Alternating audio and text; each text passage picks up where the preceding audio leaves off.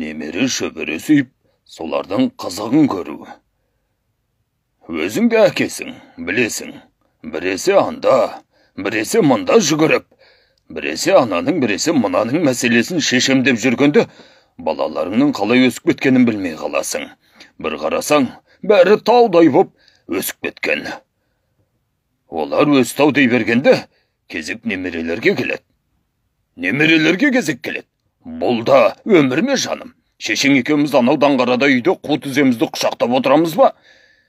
Күшіктей шұбырған қаншама немереміз бар, қасымызда біреуі де жоқ. Тек қана мереке сайын кеп қолымыздан сүйіп кетедіміз. Біз отырайық. Өлмесегім өлме, жаз келеді шөп жық. Өлмеден берсеш, дұрыс болмай қалды.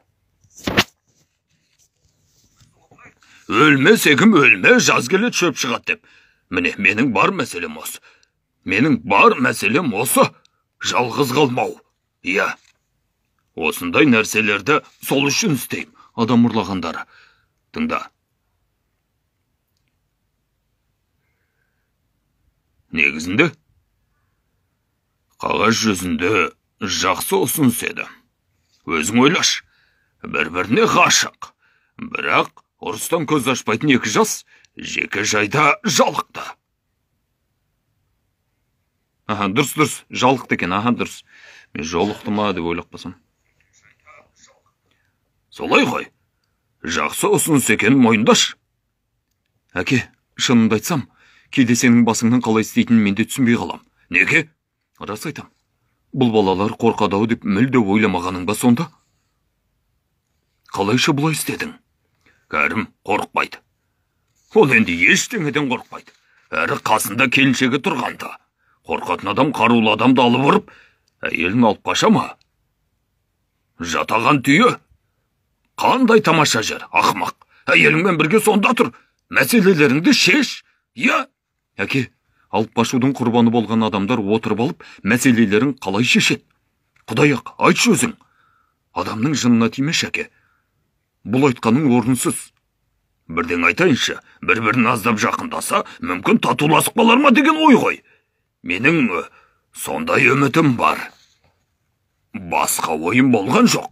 Сен осылай үміттеніп отыра бер, әке. Неге? Керісінше болыпты. Не? Қатты керісіп қалыпты. Қойш. Солай? Әкең неге екі сөз жазбайды, бірақ қойш дейді, анау екі сөз. Қойшты бересіш. Қойш, қабәт деген ай. Әке. Айтпады деме, бұл балаларды үлкен сынақ күтіп тұр. Сол сынақтан өте ала ма? Көрейік. Кәрімді Кембридж университетінен керемет бір жұмысқа ұсыныс алыпты. Кім? Не? Кім ұсыныс жасаған білесің бе? Кім? Министрлік. Ай, аузыңды! Өрт сияқты ғой. Bir шетін сөндірсің, екінші шеті тұтанады. Сосын тағы бір жағы. Министр кім? Министр кім? Кім дейм? Әке, сабыр ет. Министрдің атын айт. Әке, сабыр ет дейм, сабыр сақта. Сен ойлағандай ұзақ уақыт емес, бірер аптаға ғана. Өтінем, сабыр сақта шенді. Сонда бұл әумесер аяқ ауыр қызды тастап кетеді. Яғни кетпекші ме? Ол жағын білмеймін.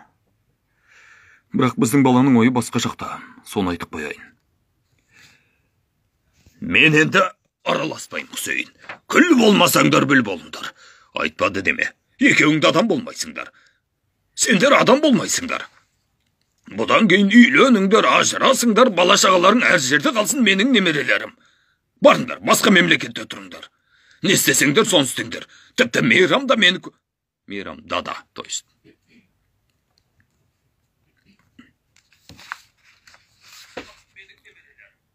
Барың. Не істесеңдер?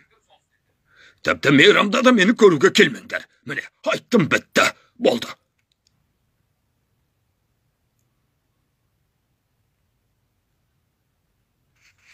Тағы жалғыз қаламыз ба? Неге жалғыз қаламыз болатын? Мен бар, Бағар бар, Бөпем бар, сен барсың. Нең бар ма? Түзе берсек, жетіп айтыламыз. Сен жұмысқа кетесің, соншама балаға кім барай?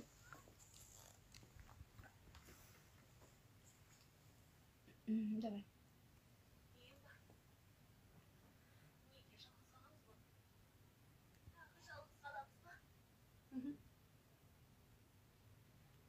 жалғыз қаламыз ба?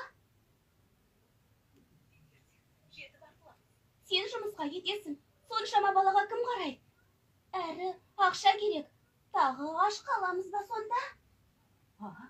Неге аш қаламыз жаным? Қайдағын айтпа, о тоба. Керек ақшаны өзін табам.